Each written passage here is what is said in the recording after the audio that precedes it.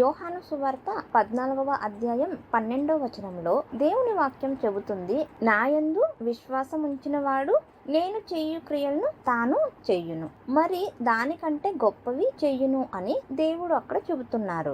అలా అయితే ఈ రోజుల్లో మనలో ఎంతమంది ఆయన చేసిన వంటి క్రియల్ని చేస్తున్నాము? ఇది చెప్పిన వెంటనే మనం అనుకుంటాము, లేదు లేదు, అది దేవునికి మాత్రమే సాధ్యం. యేసుక్రీస్తు దేవుని కుమారుడు, ఆయన దేవుడు, అందుకే ఆయన చేయగలిగాడు. మనకంతా అవన్నీ చేయడానికి అవ్వదు అని ఆయనేమో పరిశుద్ధాత్మ ద్వారా జన్మించిన వారు, మనమేమో పాపులము, మనము పాపంలో పుట్టినవారు, మన వల్ల ఇవన్నీ చేయడానికి అవ్వదు అని అనుకుంటాము కదా. మనము అలా అనుకోవడం వల్లనే మనము ఆ క్రియల్ని చేయలేకపోతున్నాము. అలాగైతే అపోస్తలులు ఎలాగా సూచక క్రియలు చేశారు, అద్భుతాలు చేశారు, కుంటి వారిని నడిపించారు, దయ్యాల్ని వెళ్ళగొట్టారు, రోగుల్ని స్వస్థపరిచారు, చనిపోయిన వారిని లేపారు కదా. మరి మనకెందుకు చేయడానికి అవ్వటం లేదు? వాళ్ళు మనలాగే మనుషులు కదా. మనం ఎందుకు చేయటం లేదు? మనం దాన్ని నమ్మటం లేదు. దేవుడు చెప్పిన దాన్ని మనం నమ్మటం లేదు. నిశ్చయంగా చెబుతున్నాను అని సత్యంగా చెబుతుంటే మనం నమ్మటం లేదు, అందుకే మనకి చేయడానికి అవ్వటం లేదు. ఇంకొక విషయం, ఆయనేమో పరిశుద్ధాత్మ ద్వారా జన్మించిన వారు, మనమేమో పాపులము, పాపంలో జన్మించిన వారు అనుకుంటాము కదా. కానీ దేవుని వాక్యం చెబుతుంది, యోహాను సువార్త 1వ అధ్యాయం 12, 13 వాక్యాల్లో చూసినట్టయితే ఇక్కడ 12వ వచనంలో చెబుతుంది, ఎవరైతే ఆయన యందు విశ్వాసం ఉంచారో వాళ్ళకి తన పిల్లలయ్యే అధికారాన్ని ఇచ్చారు అని. మరి 13వ వాక్యంలో అక్కడ చూసినట్టయితే వారు దేవుని యందే జన్మించారు అని రాయబడి ఉంది. యేసుక్రీస్తు పరిశుద్ధాత్మ ద్వారా కదా పుట్టారు. మనము కూడా ఏమై ఉన్నాము? దేవుని ద్వారానే జన్మించాము. దేవుని వాక్యం చెబుతుంది, ఒకడు నీటి మూలంగాను ఆత్మ మూలంగాను జన్మింతే గాని వాడు దేవుని రాజ్యం చేరడు అని. మనం ఏమై ఉన్నాము? నీటి ద్వారాను ఆత్మ ద్వారాను జన్మించి ఉన్నాము. యేసుక్రీస్తు ఎలా అయితే ఆత్మ ద్వారా జన్మించారో అలాగే మనము కూడా పరిశుద్ధాత్మ ద్వారా జన్మించాము. దేవుని పిల్లలై ఉన్నాము. మనకు కూడా అవన్నీ చేయడానికి అవుతుంది కదా. నోవాహుతో దేవుడు లోకం మీదకి రాబోయే నాశనం నుంచి తప్పించుకోవడానికి ఒక ఓడని కట్టుకోమని చెప్పారు. దాన్ని ఎలా కట్టుకోమని చెప్పారు? చీతి సారాకపు మానుతో ఓడని కట్టాలి. అది ఎంత వెడల్పు ఉండాలి, ఎంత ఎత్తుగా ఉండాలి, దాని అంతస్తులు ఎలా ఉండాలి, దాని గదులు ఎలా ఉండాలి అని నోవాహుతో దేవుడు చెప్పారు. అది ఇలాగే ఉండాలి, ఇలాగే కట్టాలి అని చెప్పి చివరికి దానికి లోపల వెలుపల కీలు పుయ్యాలి అని చెప్పారు. కీలు పుయ్యలేదు అంటే అంత కష్టపడి అంత పెద్ద ఓడని కట్టినప్పటికీ అందులో ఒక చిన్న రంధ్రం ఉన్నా ఏమవుతుంది? ఆ రంధ్రం మూలకంగా నీరు లోపలికొస్తుంది. నీరు లోపలికొస్తే ఏమవుతుంది? ఆ ఓడ అన్నది నీటి మీద తేలదు, అది నీటిలో మునిగిపోతుంది. అందుకే దేవుడు అందులో ఒక చిన్న రంధ్రం కూడా ఉండకూడదని దానికి కీలు పొయ్యాలని దేవుడు చెప్పారు. అంటే నీట్గా ఫినిషింగ్ చేయాలి. దాన్ని ఎంత పెద్దదిగా కడుతున్నాము అన్నది ఇంపార్టెంట్ కాదు, దాన్ని ఎంత చక్కగా కట్టుకుంటున్నాము అన్నదే ఇంపార్టెంట్. అలాగూ కట్టుకున్నప్పుడు నోహావు, తన కుటుంబము, ప్రాణులు అన్నీ కూడా తనతో పాటు రక్షించబడ్డాయి.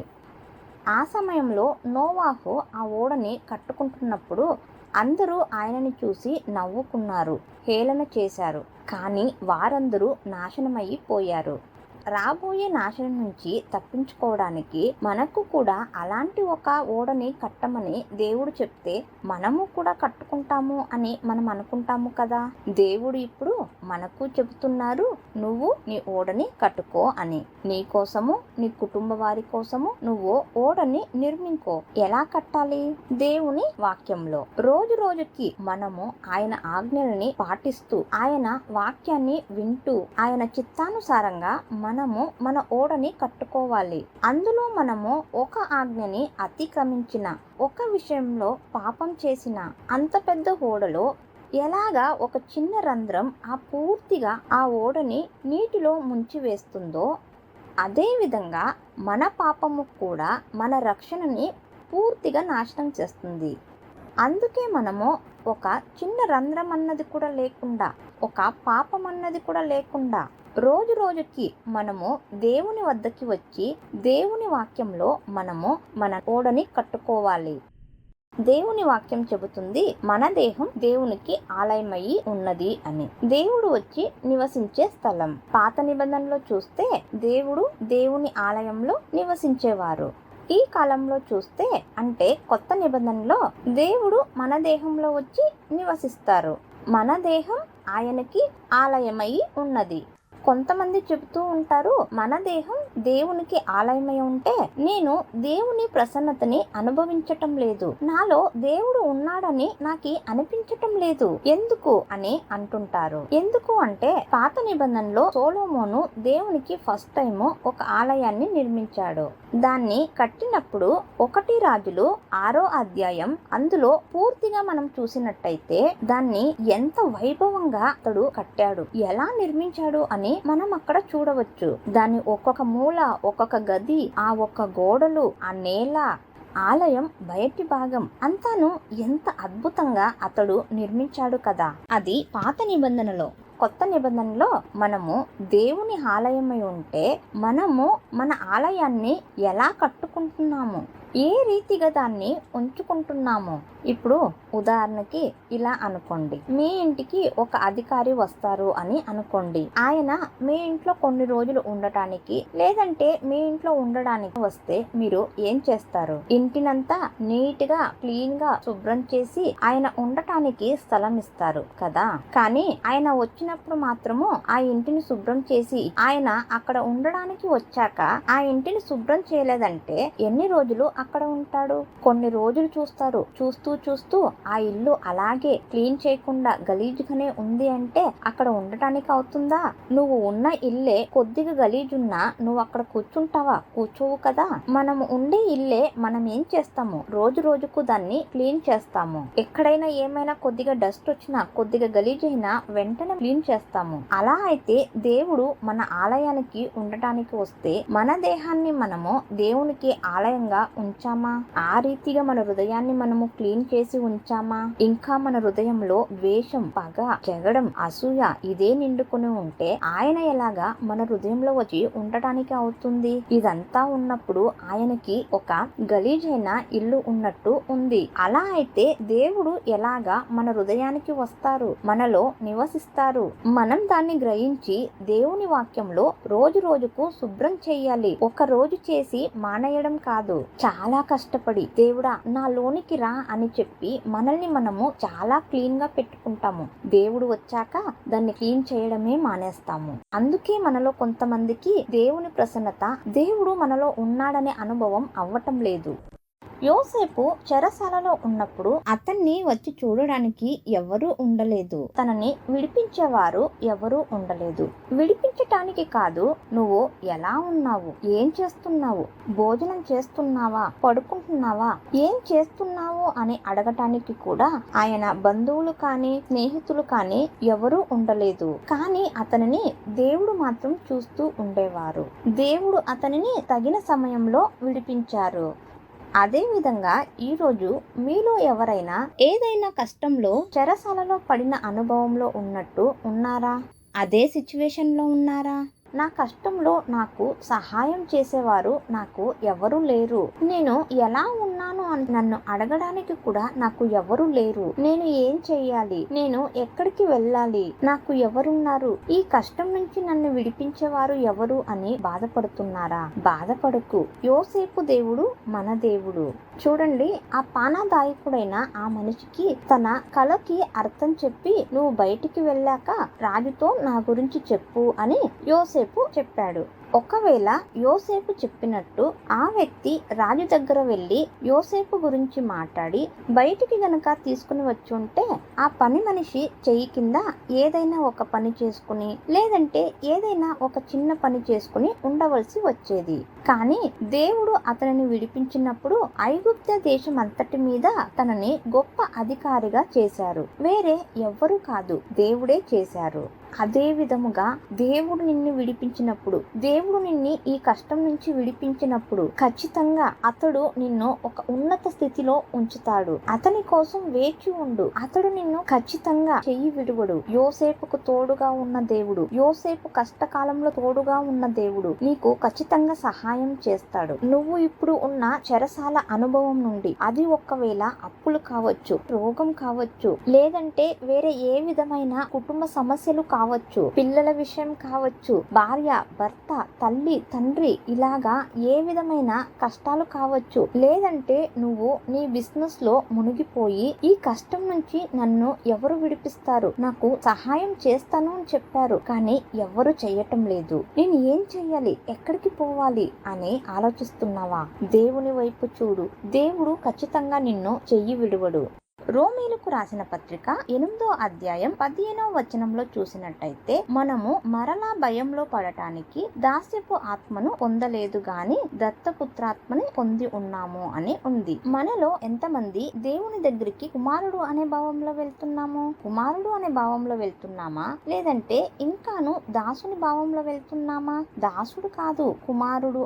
మీకు అర్థం కావటాని కోసం ఒక విధవ ఉన్నది అని అనుకోండి. ఆమె పని చేయటానికి కోసం ఒక ధనవంతుని ఇంటికి వెళ్లి పని చేసేది. ఆమెకు ఒక చిన్న కుమారుడు ఉన్నాడు. తనని ఇంట్లో చూసుకోవడానికి ఎవరు లేదని చెప్పి తనతో పాటు తీసుకుని వెళ్లి ఆ ఇంట్లో ఒక మూలలో కూర్చోబెట్టేసి ఆమె తన పని చేసుకునేది. ఆ ఇంటి యజమానునికి ఒక కుమారుడు ఉన్నాడు. వాడు ఇంటిలో అన్ని చోట్ల తిరుగుతున్నాడు. సోఫా సెట్ లో కూర్చుంటున్నాడు, డైనింగ్ టేబుల్ లో కూర్చుంటున్నాడు, బెడ్ మీద పడుకుంటున్నాడు. ఇదంతా చూసి ఆ పిల్లోడికి నాకు కూడా అక్కడంతా కూర్చోవాలి, ఆ బెడ్ మీద పడుకోవాలి అని ఆశ కలిగింది. వాడు తన తల్లికి చెప్పాడు. తన తల్లి చెప్పింది, లేదు లేదు, మనము దాసులము, మనము పని చేసే వాళ్ళము, మనమంతా అక్కడ కూర్చోకూడదు, అక్కడ పడుకోకూడదు అని చెప్పింది.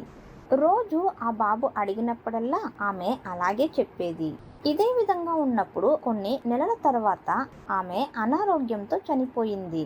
ఆ ఇంటి యజమానుడు చాలా మంచి మనిషి, దయగలవాడు. ఆ పిల్లోడు అనాథడైపోయాడని చూసి జాలిపడి ఆ పిల్లోడిని దత్తుకు తీసుకుని తన ఇంటికి తీసుకుని వచ్చాడు. మంచి బట్టలు, ఆహారం అంతా పెట్టి ఇంటిని చూపి చెప్పాడు, ఈ రోజు నుంచి నేను నీకు తండ్రి, ఈ ఇల్లు నీకు చెందింది, నీకు నచ్చినట్లు ఇక్కడ ఉండవచ్చు, ఈ ఇల్లు నీకు చెందింది అని చెప్పాడు. కానీ ఈ పిల్లోడు ఏం చేస్తున్నాడు? ఈ పిల్లోని మైండ్ లో ఏముంది? దాసులు అనే భావము. వచ్చి కూర్చో అని చెప్తే సోఫా సెట్ మీద కూర్చోవటం లేదు. ముందు ఎక్కడైతే వెళ్లి కూర్చునేవాడో అదే మూలలో వెళ్లి కూర్చుంటున్నాడు. ఒక రూమ్ ఇచ్చి బెడ్ ఇచ్చి బెడ్ మీద పడుకో అని చెప్తే ఆ బాబు బెడ్ మీద పడుకోవటం లేదు, నేల మీద పడుకుంటున్నాడు. ఎందుకు? ఆ పిల్లోని మైండ్ లో ఏముంది? ఆ పిల్లోడు మైండ్ లో అనుకుంటున్నాడు మనము దాసులు, పని చేసే వాళ్ళు అని. ఇదే విధంగా మనము కూడా పాత నిబంధనని చూసి మనము పిల్లలయ్యున్నాము, కుమారులము అని మరిచిపోతున్నాము. క్రీస్తు కంటే ముందు మనుషులంతా దాసులై ఉండేవారు. ఇప్పుడు ఏమై ఉన్నారు? పిల్లలు. మనమందరం ఏమై ఉన్నాము? పిల్లలు. ఆ ఒక్క భావనలో ఫ్రీగా దేవుని దగ్గరికి వస్తున్నామా? దాసుడు యజమాని దగ్గర డబ్బు కావాలన్నా, సెలవు కావాలన్నా ఇస్తాడో లేదో తెలీదు కాబట్టి భయంతో అడుగుతాడు. కుమారుడు తండ్రి దగ్గర ధైర్యంగా, కాన్ఫిడెంట్ గా అడుగుతాడు. మనము కూడా దేవుణ్ణి ధైర్యంగా, స్వతంత్రంగా అడుగుతున్నామా, లేదంటే ఇంకాను దాసుల వలె భయపడుతూ అడుగుతున్నామా? యెహోషాఫతు మరియు తనతో ఉన్న రాజులు యుద్ధం చేయడానికని వెళ్లి అడవిలో వాళ్ళకి నీళ్లు దొరకకుండా చాలా ఇబ్బంది పడ్డారు. అక్కడ ఎవరైనా ప్రవక్త ఉన్నారేమో అని చూసి ఎలీషా దగ్గరికి వెళ్లారు. ఎలీషా దేవుని దగ్గర ప్రార్థించి, మీరు ఈ లోయలో చాలా గొంతులు తవ్వండి, గాలిని గాని వర్షాన్ని గాని చూడలేకపోయినప్పటికీ నీళ్లు వచ్చి ఆ లోయలో నిండుతుంది అని చెప్పాడు. ఆ విధంగా వాళ్ళు అక్కడ చేసినప్పుడు నీళ్లు దొరికింది, వారి కష్టం తీరింది. అదే విధంగా మనము దేవుని వాక్యాన్ని ఎలా వింటున్నాము, దాని నుండి మనకొక ప్రయోజనం కావాలి అంటే దేవుడు చెప్పినట్టు మనము చెయ్యాలి. మనం ఎలా ఉంటామంటే దేవుని వాక్యం వినే విషయంలోనే చాలా వీక్ గా ఉంటాము. కొంతమంది ఎలా ఉంటారంటే నేల మీద నీళ్లు పడి ఎలాగైతే కొద్దిగా తడిపి వెళ్లిపోతుందో అలాగే వారి హృదయంలో అంత మాత్రమే ఉంటుంది. మరి కొంతమంది ఎలా ఉంటారంటే లోయలో కొద్దిగా నీరు ఉన్నట్టు వారి హృదయంలో కొద్దిగా వాక్యం ఉంటుంది. ఇంకొంతమంది ఉంటారు, బండ మీద నీళ్లు వచ్చి పడి ఆ నీరు అలాగే ప్రవహించి వెళ్లిపోతుందో అలా ఉంటారు. దానివల్ల ఏదైనా ప్రయోజనం ఉందా? ఒక చెవిలో విని ఇంకొక చెవిలో వదిలేస్తారు. దేవుని వాక్యం చదవడం వల్ల గాని, దేవుని వాక్యం వినడం వల్ల గాని వారికి ఆ వాక్యం నుండి ఎటువంటి ప్రయోజనం ఉండదు. వారు ఏ విధంగా లోయలో గుంతలు తవ్వారో దేనికోసం తవ్వారు? ఆ లోయలో నీరు వచ్చి నిలిస్తే వారికి కావాల్సినంత నీరు సరిపోదు. అందుకే దేవుడు గుంతులను తవ్వమని చెప్పాడు. వారు ఎంత లోతుగా గుంతులను తవ్వారో అంత నీరు వాళ్ళకి దొరికింది.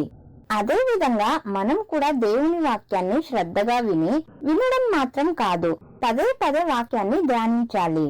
ఒక్కోసారి మనము వాక్యాన్ని ధ్యానించినప్పుడు అది ఎలా ఉంటుందంటే, గుంతలను తవ్వినట్లు లోయను ఎంత లోతుగా తవ్వుకుంటూ వెళ్తామో అలా నువ్వు వాక్యాన్ని ధ్యానించినప్పుడు ఆ వాక్యం నీ హృదయంలోనికి లోతుగా వెళ్తూ ఉంటుంది. అప్పుడు ఏమవుతుందంటే దేవుడు పంపే ఆశీర్వాదము, ఆ సహాయము నీకు దొరుకుతుంది. ఇవేవీ చేయకుండా నువ్వు జస్ట్ వినేసి అలాగే వదిలేస్తే, నువ్వు వినడం వల్ల గాని చదవడం వల్ల గాని ఆ వాక్యం నుండి నీకు ఎటువంటి ప్రయోజనం ఉండదు. ప్రకటన గ్రంథంలో దేవుడు చెప్తున్నారు, దేవుడు మనల్ని యాజకులుగాను రాజులుగాను చేస్తున్నాను అని. తెలుగులో అక్కడ రాజ్యముగా అని ఉంది, కానీ ఇంగ్లీష్ లో కింగ్స్ అని ఉంది. కింగ్స్ అంటే రాజులు కదా. మనము యాజకులుగా ఏమో నడుచుకుంటాము, ఎప్పుడు ప్రార్థన చేస్తూ ఉంటామో, ఉపవాసం చేస్తామో, దేవునికి స్తుతి అనే యాగాన్ని అర్పిస్తూ ఉంటాము కదా. కానీ రాజులుగా మనము అధికారంతో నడుచుకుంటున్నామా? మనం ఎప్పుడు ప్రార్థన చేస్తూ ఉండటమే కాదు, ప్రార్థన చేయాల్సిన సమయంలో ప్రార్థన చేయాలి, యుద్ధం చేయాల్సిన సమయంలో యుద్ధం చేయాలి. ఎలాగంటే మనకు వచ్చే సమస్యల మధ్యలో మనం ఏం చేయాలి? యుద్ధం చేయాలి. ఎందుకంటే దేవుడు మనల్ని రాజులుగా చేశారు, రాజులుగా చేసి అధికారం ఇచ్చారు. సాతాను మీద మనకు పూర్తి అధికారాన్ని ఇచ్చారు. ఇప్పుడు ఉదాహరణకి దావీదు గోలియాతుతో యుద్ధం చేయడానికి వెళ్ళాలి. గోలియాతు ముందుకెళ్లి యుద్ధం చేయడం మానేసి మోకాళ్ళుని దేవా నాకు సహాయం చెయ్యని ప్రార్థన చేసుకుంటూ కూర్చుంటే ఎలా ఉంటుంది? అక్కడ యుద్ధం చెయ్యాలి కదా. యుద్ధం చేయాల్సిన సమయంలో యుద్ధం చెయ్యాలి, ప్రార్థన చేయాల్సిన సమయంలో ప్రార్థన చెయ్యాలి. దావీదు ఎప్పుడు యుద్ధం చేయాల్సిన సమయంలో యుద్ధం, ప్రార్థన చేయాల్సిన సమయంలో ప్రార్థన చేసేవాడు. కేవలం రాజుగా ఉంటే సరిపోదు, రాజుకు ఎలాంటి క్వాలిటీస్ ఉండాలి?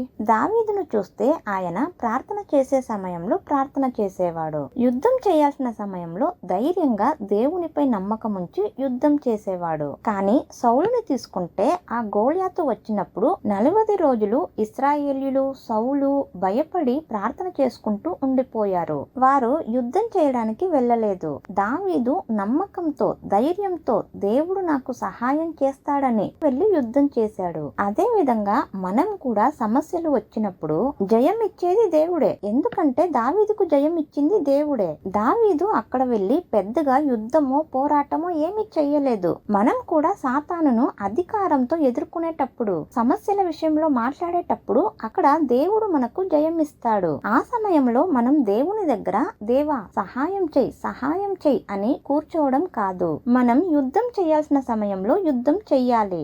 నేను ఇన్ని సంవత్సరాలుగా ఎంత కష్టపడుతున్నాను, ఎంత వేదనని అనుభవిస్తున్నాను, ఎన్ని ప్రార్థనలు చేస్తున్నాను, ఎన్ని ఉపవాసాలు చేస్తున్నాను, దేవునిపై నమ్మకం ఉంచాను. కానీ ఎందుకు నా జీవితంలో ఈ కష్టాలు పరిహారం అవ్వటం లేదు? ఎందుకు నా జీవితంలో ఈ కష్టాలు? ఇంకా ఎన్ని రోజులు నేను ఇలా ఉండాలి? దేవుడా, నువ్వు నిజంగా నన్ను ప్రేమిస్తున్నావా? నిజంగానే నువ్వు నన్ను ప్రేమిస్తున్నావా లేదంటే కోపంగా ఉన్నావా? దేవుడా, నిజంగా నువ్వు నన్ను ప్రేమించేలా ఉంటే నాకు ఒక సూచనను ఇవ్వు, ఈ కార్యం చెయ్యి అని అడుగుతున్నారా? లేదు. దేవుని వాక్యం చెబుతుంది, ఆయన కోపం క్షణమాత్రం, ఆయన ప్రేమ శాశ్వతం. ఆయన ప్రేమ ఎలా ఉందంట ప్రియులారా? శాశ్వతంగా ఉందంట. ఎరేమియాలో దేవుడు చెప్తున్నాడు, నేను నిన్ను ప్రేమించింది శాశ్వతమైన ప్రేమతో అని. దేవుడు నన్ను ప్రేమించేలా ఉంటే, దేవుడు నాకు సహాయం చేసేలా ఉంటే, మరి ఎందుకు నాకు ఈ కష్టాలు? మరి నాకు ఒక సూచన కావాలి అని అడుగుతున్నారా? అయితే మీకు మరొక కొత్త సూచన కాదు, దేవుడు దేవుడై ఉండి తన మహిమను విడిచిపెట్టి తన ప్రభావం అంతటిని విడిచిపెట్టి మనుష్యుడిగా ఈ లోకానికి వచ్చాడు. ఈ లోకానికి వచ్చి మనుష్యుడిగా జీవించాడు. నా కోసము మీకోసము ఆయన శిలువలో తన ప్రాణాన్నే ఇచ్చాడు. శిలువలో తన ప్రాణాన్ని ఇచ్చే ద్వారా ఆయన మనల్ని ఎంతగా ప్రేమిస్తారో ఆల్రెడీ చూపించారు. మనకు మరొక కొత్త సూచన అవసరం లేదు. దేవుడు నన్ను ప్రేమిస్తున్నారు, నా కోసం ఆయన వచ్చి చనిపోయి తిరిగి లేచారు, దేవుడు నాకు సహాయం చేస్తారు అంటే మరి ఎందుకు నాకు ఈ కష్టాలు అని ఇంకా అడుగుతున్నారా? అయితే ఇశ్రాయేలీయులకు దేవుడు కానాన్ దేశాన్ని ఇచ్చినప్పటికీ వారు దాన్ని స్వాధీనం చేసుకోవాలి అంటే వాళ్ళు పోరాడాల్సి వచ్చింది. వారు కత్తిని పట్టుకుని యుద్ధం చేశారు, యుద్ధం చేసి పోరాడారు. ఈ రోజున దేవుడు నీకు అన్నీ ఇచ్చేశాడు. మీ అప్పుల సమస్య కావచ్చు, ఆరోగ్యం విషయం కావచ్చు, ప్రతిదీ మీకు అనుగ్రహించాడు. ఆయన ప్రాణాన్నే నీకు ఇచ్చేశాడు. ఆయన మిక్కిలిగా నిన్ను ప్రేమిస్తున్నాడు. కానీ నువ్వు దాన్ని స్వాధీనం చేసుకోవాలి. ఇశ్రాయేలీయులు ఎలాగైతే స్వాధీనం చేసుకున్నారో అదే రీతిగా నువ్వు నీ అధికారాన్ని ఉపయోగించి దేవుడు నీకు ఏం చెప్పారు? ఇదిగో పాములను తేళ్లను తొక్కుటకును శత్రువుల బలమంతట మీదను మీకు అధికారము అనుగ్రహించి ఉన్నాను, ఏదియు మీకెంత మాత్రము హాని చెయ్యదు అని చెప్పారు. అయితే ఎందుకు సాతాను ఇంకా మీ జీవితంలో పనిచేస్తున్నాడు? మీరు మీ అధికారంలో నిలబడి పోరాడాలి. వాక్యమనే కత్తిని పట్టుకుని మీరు వాక్యాన్ని చెబుతూ పోరాడాలి. పోరాడి మీరు మీకు కావలసిన వాటిని పొందుకోవాలి. మనకు దేవుడు ఉంచిన దానిని మనం స్వాధీనం చేసుకోవాలి. మనం ఒక్కొక్కసారి పాపం చేసినప్పుడు మన ఆత్మకి అది స్లో పాయిజన్ లాగా వెళ్తుంది. మన శరీరానికి ఏదైనా స్లో పాయిజన్ వెళ్తే 1 నెలలోనో 2 నెలల్లోనో 3 నెలల్లోనో ఆ వ్యక్తి మరణిస్తాడు. అదేవిధంగా మన ఆత్మకి స్లో పాయిజన్ వెళ్తే దాన్ని మనం ఆపడం లేదు, దాన్ని మనం దేవుని రక్తంతో శుద్ధి చేసుకోవడం లేదు అంటే ఏమవుతుంది? ఒకరోజు మన ఆత్మ మరణిస్తుంది. ఇప్పుడు దేవుడు ఆదాముతో అవ్వతో చెప్పారు, మీరు ఈ వృక్ష ఫలముని తినకూడదు, తింటే మీరు చనిపోతారు అని దేవుడు చెప్పారు. వారు చనిపోయారా? నిజంగా అక్కడ చనిపోయింది ఏంటి? వారి ఆత్మ. అదే విధంగా మనం పాపం చేసినప్పుడు ఏమి జరుగుతోంది? కంటిన్యూగా మనం పాపం చేస్తూ ఉంటే ఆత్మ మరణిస్తుంది. ఒకరి శరీరంలో స్లో పాయిజన్ వెళ్ళిందా లేదా అని డాక్టర్లు బ్లడ్ తీసుకుని చెక్ చేస్తారు. ఇంకా డీటెయిల్ గా చెక్ చేయాలి అంటే ఫారెన్సిక్ డాక్టర్స్ ఏం చేస్తారంటే తల వెంట్రుకలను తీసుకుని ఆ వెంట్రుకలలో వారు చెక్ చేస్తారు. ఏ రోజు నుంచి పాయిజన్ శరీరంలోకి వెళ్ళింది, ఎన్ని రోజులుగా వెళ్ళింది, మధ్యలో ఏ రోజు వెళ్ళలేదు, ఏ రోజుల్లో వారు దానిని సేవించారు, ఎన్ని నెలల నుండి లేదంటే ఎన్ని రోజుల నుండి ఈ పాయిజన్ వాళ్ళ శరీరంలోకి వెళ్ళింది అని వారు చెక్ చేస్తారు. అదే విధంగా మనం పాపం చేస్తున్నామని మనకు తెలుసు, మన ఆత్మకి పాపం వెళ్తుందని మనకు తెలుసు. దాన్ని ఇంకా డీటెయిల్ గా చెక్ చేయాలి అంటే దేవుని వాక్యంతో మనల్ని మనము ప్రతిరోజు చెక్ చేసుకోవాలి. మన ఆత్మకి ఈ రోజు స్లో పాయిజన్ వెళ్ళిందా, మనం ఏ పాపం చేశామో ఆ పాపాన్ని విడిచిపెట్టాలి అని చెప్పి దేవుని వాక్యంతో మనల్ని మనం పరీక్షించుకుని మనం ఏం చెయ్యాలి? దేవుని రక్తంతో శుద్ధి చేసుకోవాలి. లేకపోతే మన ఆత్మ ఏమవుతుంది? ఒకరోజు చనిపోతుంది, నరకానికి వెళ్తుంది. రాజుల మొదటి గ్రంథం 5వ అధ్యాయం 3 మరియు 4వ వాక్యంలో సొలొమోను చెప్తున్నాడు, నా తండ్రి చేసిన యుద్ధాల వల్ల నా కాలంలో సమాధానం కలిగింది అని. దావీదు చేసిన యుద్ధాల వల్ల సొలొమోను కాలంలో తనకి సమాధానం ఉంది, శత్రుభయం లేకుండా ఉన్నాడు. అలాగైతే మన తండ్రి మన కోసం ఏమి చేస్తున్నారు? ఆయన శత్రువుని జయించాడు. శిలువ మీద ఆయన ఏం చేశాడు? ఆయన శత్రువుని జయించాడు. ఆ సాతాను యొక్క ఆయుధాలన్నిటినీ, అన్ని అధికారంని తీసివేసి శిలువ మీద జయించడం జరిగింది. అది మనకు తెలుసా? సొలొమోనుకు తన తండ్రి ఏం చేశాడు అని పూర్ణంగా నమ్మకం ఉంది. అందులో ఆయన నిలబడి ఉన్నాడు. ఒకవేళ ఇంకను ఎవరైనా ఏమైనా యుద్ధం చేయడానికి వస్తే ఆయన పూర్ణంగా రెడీగా ఉన్నాడు. తన సైన్యంతో కలిసి అతడు రెడీగా ఉన్నాడు. అతడు వెళ్ళి యుద్ధం చేస్తాడు.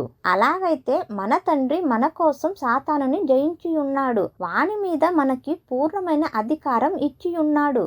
ఇంకను వాడు మన జీవితంలో వస్తూ ఉంటే దేవుని వాక్యం ఏమి చెబుతుంది? దేవునికి లోబడి ఉండుడి, అపవాదిని ఎదిరించుడి, అప్పుడు వాడు మీ వద్ద నుండి పారిపోవును అని. మనము దేవునికి లోబడి సాతానుని ఎదిరించి నిలబడాలి. దేవుడు మనకు సాతాను మీద పూర్తి అధికారం ఇచ్చారు. ఇదిగో పాములను తేళ్లను తొక్కుటకును శత్రు బలమంతట మీదను మీకు అధికారము అనుగ్రహించి ఉన్నాను. ఏదియు మీకు ఎంత మాత్రము హాని చెయ్యదు అని చెప్పి ఉన్నారు. అలాగైతే సాతాను మనల్ని ఏమీ చేయడానికి అవ్వదు. మన జీవితంలో వచ్చే ప్రతి సమస్యలోను, సాతాను తీసుకుని వచ్చే ప్రతి శోధనలోను మనము జయించగలము. దేవుడు ఆల్రెడీ జయించాడు. మనం ఏం చెయ్యాలి? మనం జస్ట్ నిలబడి, ఆ జయంలో నిలబడి సాతానుని ఎదిరించాలి.